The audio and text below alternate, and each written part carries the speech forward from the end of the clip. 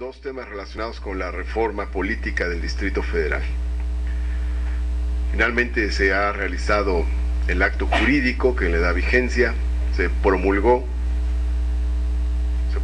la reforma, y en la promulgación de la reforma, Peña Nieto señaló que la reforma del Distrito Federal forma parte de los acuerdos del Pacto contra México. Y en efecto, tiene todo el sello, y esto tiene significado en más de un sentido. Esto quiere decir que de alguna manera hubo un intercambio entre el PRD y el gobierno del PRI sobre temas fundamentales, que el PRD dejó pasar prácticamente la reforma energética y otras, a cambio de que eventualmente le aprobaran la reforma del Distrito Federal. Pero también quiere decir que esta es una reforma con las limitantes, contradicciones y retrocesos y costos para la ciudadanía que han tenido las reformas del llamado Pacto contra México. Por ejemplo, es una reforma que nos regresa a la época del dedazo, es un retroceso, es una reforma que implica un grave riesgo en el constituyente por la composición del mismo, y es una reforma, por otro lado, que implica un elevado costo económico para su implementación.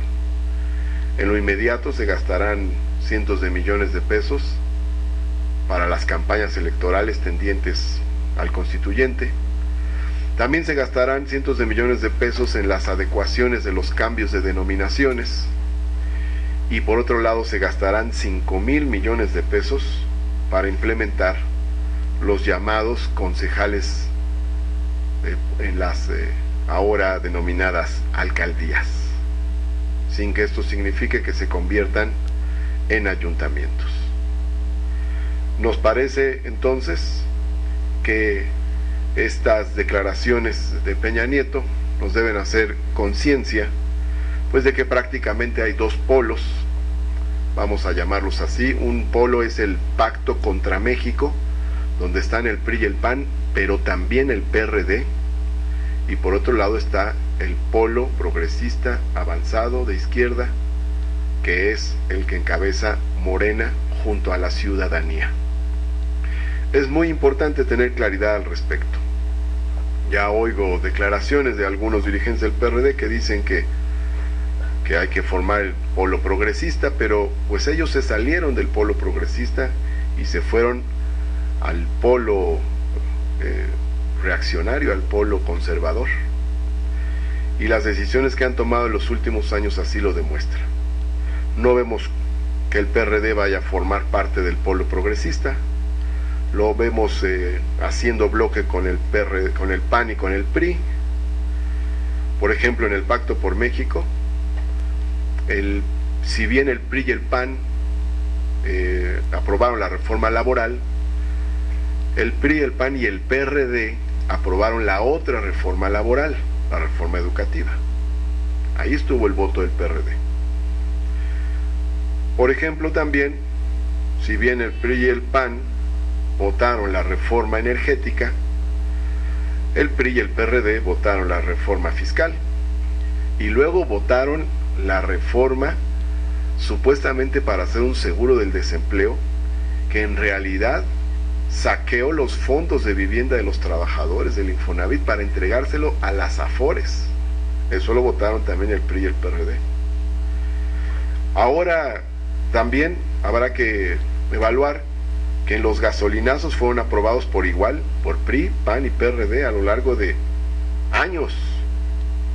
Y por otra parte también la reforma que se hizo para eliminar la cláusula de nacionalidad en la comercialización de tierras en franjas fronterizas y playas, estuvo el voto del PRI, del PAN y del PRD. Podrán decirnos que eso fue en la legislatura pasada, pero si nos vamos a la legislatura actual, vamos a ver que quien propuso a Zambrano de presidente de la Cámara de Diputados, pues fue el PRI. Aunque cronológicamente no les tocaba, fue como volver a sellar su alianza. Y en la Asamblea Legislativa del Distrito Federal, para hablar de la capital, PRI, PAN y PRD forman un solo bloque sólido, son como un solo partido. O sea, no se mueven uno sin el otro. No solo porque se repartieron lo que no les tocaba, no solo porque se quedaron con la presidencia de la Comisión de Gobierno que no les correspondía, no solo porque excluyeron a Morena de las presidencias de las comisiones, sino en los temas de contenido se juntaron PRI, PAN y PRD para rechazar la propuesta de Morena de incorporar 800 millones de pesos a la pensión universal de adultos mayores para satisfacer toda la demanda de todas las personas que han cumplido 68 años de edad. Pero también se juntaron PRI, PAN y PRD para avalar la reelección espuria, anticonstitucional, ilegal del presidente del Tribunal Superior de Justicia, don Porfirio Elías Azar. Y también se juntaron el PRI, PAN y PRD cuando Morena planteó un punto de acuerdo para rechazar las obras que se realizan en Iztacalco, en Coyuya, de un par de torres que están reventando todas las viviendas que están a sus alrededores. No vemos por dónde el PRD pueda formar parte de un polo distinto que no sea con el PRI y con el PAN. Ahora, para esta reforma política en el DF, se juntaron el PRI y el PRD. Y para las elecciones constitucionales que hay en el país en este año, se juntaron el PRD y el PAN.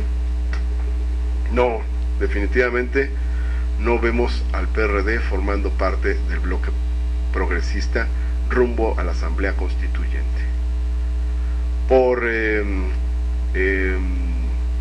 Aunque les parezca de nuestra parte presuntuoso, pero no hay otro más que Morena.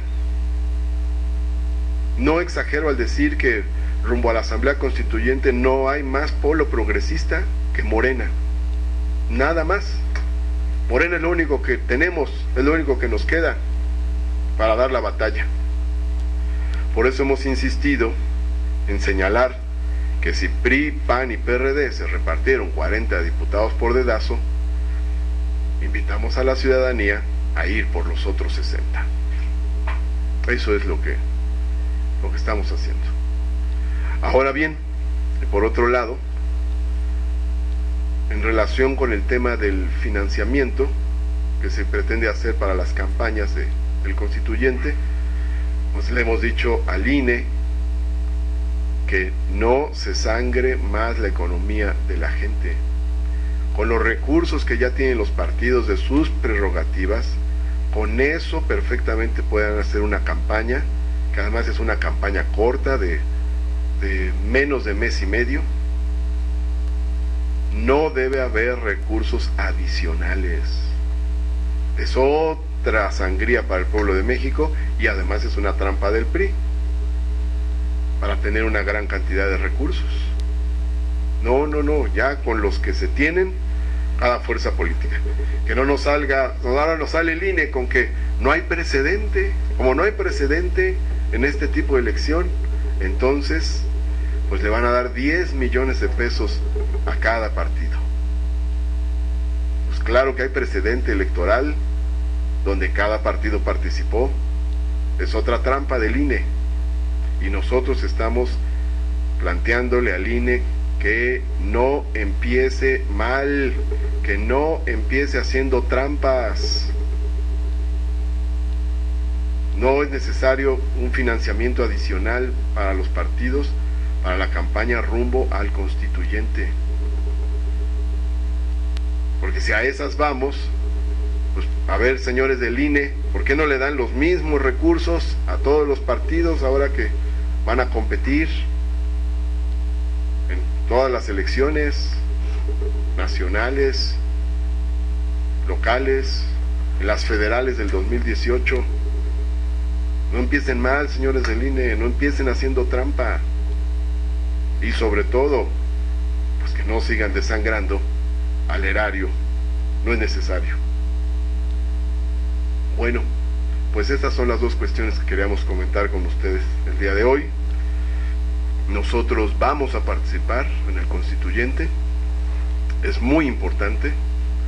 La presencia de Morena es la única garantía para evitar el retroceso e incluso para que haya nuevos avances rumbo al constituyente.